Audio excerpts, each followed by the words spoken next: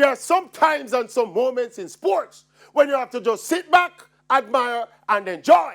Moments that don't even require much description or commentary.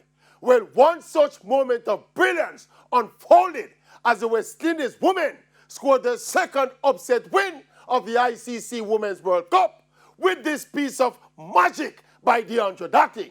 We have always heard the cliche in cricket that catches win matches.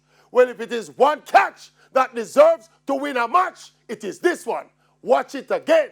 It's the kind of thing that you don't see very often, the kind of moment that will stay with you for a lifetime.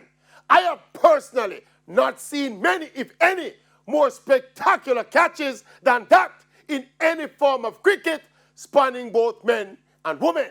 When you hear people talk about moments, this catch at the time it occurred ignited and inspired the West Indies ladies to unlikely heights as they duly proceeded to hand the defending champions a second consecutive defeat in the tournament.